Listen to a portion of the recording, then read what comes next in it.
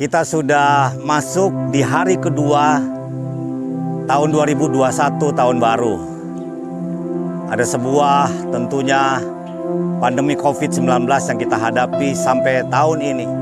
Kita percaya kita tidak tahu apa yang akan terjadi di tahun 2021. Tapi kita punya Tuhan yang kita bisa terus berharap, sehingga apapun yang kita alami di tahun 2021, ketika kita berharap kepada Tuhan, kita akan mengalami kemenangan demi kemenangan.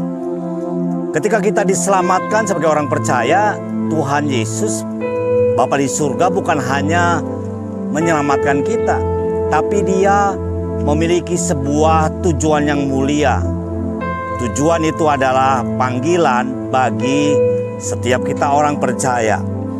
Di dalam 2 Timotius 1 ayat 9-10 firman Tuhan berkata, Dialah yang menyelamatkan kita dan memanggil kita dengan panggilan yang kudus, bukan berdasarkan perbuatan kita, melainkan berdasarkan maksud dan kasih karunia-Nya sendiri yang telah dikaruniakan kepada kita dalam Kristus Yesus sebelum permulaan zaman dan yang sekarang dinyatakan oleh kedatangan juru selamat kita Yesus Kristus, yang Injil telah mematahkan kuasa maut dan mendatangkan hidup yang tidak dapat binasa.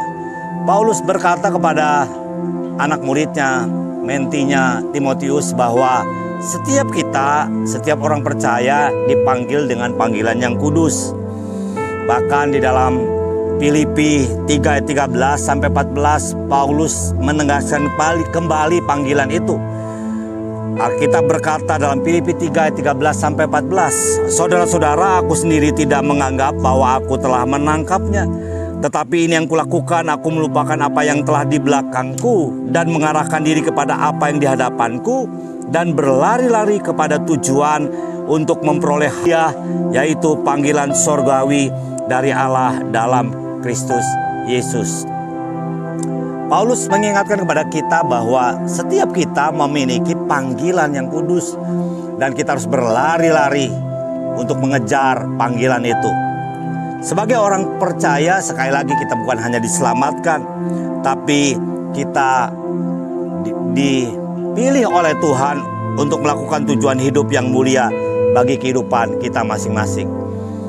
Paling tidak ada 4 tujuan Tuhan bagi setiap orang percaya. Yang pertama, menggenapi tujuannya. Saya dipanggil menjadi hamba Tuhan. Dulu saya ingin menjadi jurnalis, saya ingin menjadi broadcaster, bekerja di sebuah perusahaan broadcast atau televisi. Kemudian gagal, ingin menjadi seorang katakanlah duta besar, tapi kemudian gagal, mencoba ini, mencoba itu, melamar pekerjaan dan gagal. Ternyata panggilan dari kandungan ibu saya, Tuhan sudah menetapkan panggilan saya untuk menjadi hamba Tuhan. Yang pertama, tujuan Tuhan memanggil kita yaitu untuk menggenapi tujuannya. Saya tidak tahu profesi kita masing-masing, tapi percayalah ketika kita bekerja dimanapun kita saat ini, kita sedang menggenapi tujuannya. Yang kedua, saya menjadi orang percaya yang kemudian diselamatkan. Tentunya tujuan Tuhan untuk melayaninya. Saya sebagai hamba Tuhan, bukan karena saya hamba Tuhan, oleh karena itu saya wajib melayani Tuhan. Tapi melayani Tuhan itu dilakukan oleh setiap orang percaya, apapun itu profesinya. Mau dokter, mau insinyur, mau IT, psikolog, ahli komputer, akuntan, bahkan para politician, para orang-orang yang bekerja di government, di pemerintahan dan lain sebagainya. Kita harus melayani Tuhan, karena untuk itulah Tuhan memanggil kita. Dan yang ketiga, tujuan Tuhan untuk setiap orang percaya yaitu untuk melakukan firman-Nya. Firman Tuhan ini itu sangat-sangat bermanfaat bagi kehidupan kita. Untuk mengajar, mendidik orang dalam kebenaran, menyatakan kesalahan. Dan kemudian firman Tuhan ini adalah kompas bagi hidup kita. Dan yang keempat, tujuan Tuhan memanggil kita yaitu untuk mengakhiri panggilannya dengan baik. Finish strong. Kekristenan bukan soal bagaimana kita mulai, tapi kekristenan adalah soal bagaimana kita memulai dan mengakhirinya dengan baik.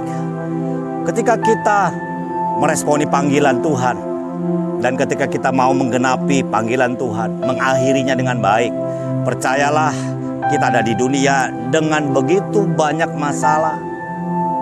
Alkitab berkata bahwa kita ini hanya menumpang di dunia ini. Petrus mengingatkan kepada kita dalam 1 Petrus 1 ayat 17. Dia berkata, dan jika kamu menyebutnya Bapa, yaitu Dia yang tanpa memandang muka menghakimi semua orang menurut perbuatannya, maka hendaklah kamu hidup dalam ketakutan selama kamu menumpang di dunia ini. Ingat, kita ada di dunia dan kita hanya menumpang, karena dikatakan bahwa Paulus mengingatkan kepada kita bahwa kewarganegaraan kita ini bukan di bumi, tapi di surga, di mana kita akan bersama-sama kumpul bersama dengan Yesus. Hari ini sadarilah bahwa ketika kita hidup di dalam dunia ini, kita pasti memiliki masalah. Saya hidup di kota Jakarta, begitu bangun dan keluar rumah melakukan aktivitas, itu pun hal-hal kecil sudah kami hadapi. Saya mengalami kemacetan. Kadang-kadang dulu mobil saya ditabrak dari belakang dan yang menabraknya lari.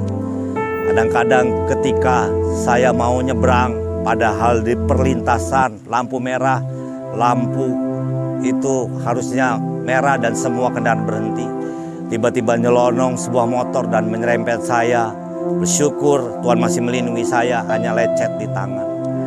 Begitu juga kita tahu di Jakarta sering terjadi kebanjiran. Beberapa tahun, berapa kali saya mengalami kebanjiran sampai harus menyelamatkan beberapa anggota keluarga yang rumahnya berpisah dengan rumah kami. Ketika di dunia ini kita masih bisa mengalami sakit, ketika di dunia ini kita masih bergumul di dalam ekonomi kita, bencana alam dan lain sebagainya.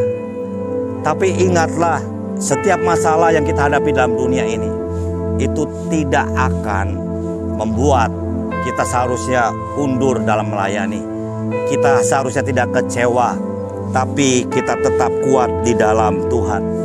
Roma 12 ayat 12 berkata, bersukacitalah dalam pengharapan, sabarlah dalam kesesakan, dan bertekunlah dalam doa. Roma 12 ayat 12 tadi berkata, sekali lagi, bersukacitalah dalam pengharapan. Yang pertama, apapun masalah kita harus bersukacitalah dalam pengharapan. Bersukacita adalah salah satu dari buah roh. Mengapa kita harus bersukacita? Karena ketika kita bersukacita, tubuh kita akan sehat. Hati yang gembira adalah obat yang manjur. Ketika kita tetap bersukacita dalam kesesakan, maka imun kita akan meningkat. Yang kedua, sabarlah dalam kesesakan. Kita harus sabar. Orang yang sabar dalam kesesakan artinya dia tetap bergantung kepada Tuhan. Dia ingin agar Tuhan campur tangan dalam masalahnya. Dia tetap beriman di dalam kesesakannya kepada Tuhan. Sabar adalah salah satu juga dari buah roh yang harus dimiliki oleh orang percaya. Dan yang ketiga, ketika kita ada dalam masalah, kita harus bertekun di dalam doa. Doa yang tidak jemu-jemu dinaikkan sampai kita melihat pertolongan Tuhan, sampai kita bisa melihat kemurahan Tuhan, sampai kita melihat perlindungan Tuhan nyata dalam hidup kita. Percayalah, setiap pencobaan masalah yang kita alami, ketika kita berharap berdoa kepada Tuhan, akan ada jalan keluar dan Roh Kudus menguatkan kita. Saya diingatkan ada sebuah kesaksian tentang seorang pelari maraton yang telah memberikan inspirasi kehidupan bagi seluruh orang di dunia. Namanya yaitu Yvonne Ngethik. Yvonne Ngethik ini asal Kenya. Dan di tanggal 16 Februari 2015, dia mengikuti lomba maraton di Austin. Lomba maraton ini seharusnya mereka semua lari 42 kilometer. Tapi ketika Ngetik ini berlari, dia sudah mempersiapkan tubuhnya. Dan dia yakin dia bisa masuk ke garis finish menjadi pemenang. Tapi di kilometer 37 ketika dia berlari, tiba-tiba gula darahnya turun. Dan ketika gula darah turun, memang ini bisa terjadi di semua para atlet di seluruh dunia. Dan dia lemas, kemudian dia hampir pingsan dan dia berasa tidak bisa melanjutkan berlari. Tapi dia pantang menyerah. Dia tidak mau mengakhiri pertandingan itu begitu saja. Dokter sudah datang semua membawa kursi roda. Bahkan para ofisial sudah mengingatkan kepada dia untuk berhenti berlari dan masuk ambulan untuk kemudian diobati. Tapi Ngetik, dia tidak mau menyerah begitu saja.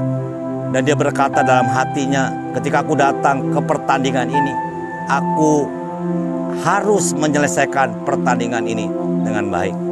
Apa yang dilakukan oleh Ngetik selanjutnya, dan ini menjadi inspirasi bagi seluruh orang.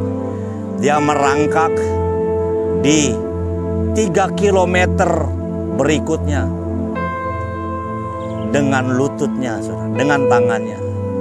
Dan walaupun tertatih-tatih karena dia merangkak, menahan lemas, menahan perih, dan akhirnya dia sampai ke garis finish. Pada peristiwa Ngetik ini, dia punya harapan di dalam pikiran dia yang positif, bahwa dia sanggup mengakhiri pertandingan dengan baik.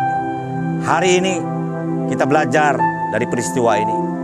Kalau Ngetik saja, saudara, yang sudah lemas, yang sudah sakit, dia punya tekad mengakhiri pertandingan dengan baik, finish strong. Apapun masalahnya, dia lalui dan dia sampai garis akhir. Di tahun 2021, kita menghadapi mungkin begitu banyak pencobaan, masalah. Tapi ingat bahwa kita harus terus berharap kepada Tuhan. Kita harus yakin bahwa Tuhan beserta kita. Kita terus bertekun di dalam doa, bersukacita di dalam pengharapan. Tuhan Yesus memberkati. Saya Pastor Togi Simanjuntak. Salam penerus. Marathon Women's Champion Cynthia Durham. Our pace group leader, Christopher Ramirez out of Austin, running in Austin, Texas. Nathan Poland coming across that finish line out of Austin, Texas. Attaboy, Nathan. Fantastic work. Spokane, Washington. 70 years young. She's done a half marathon in every state and on every continent.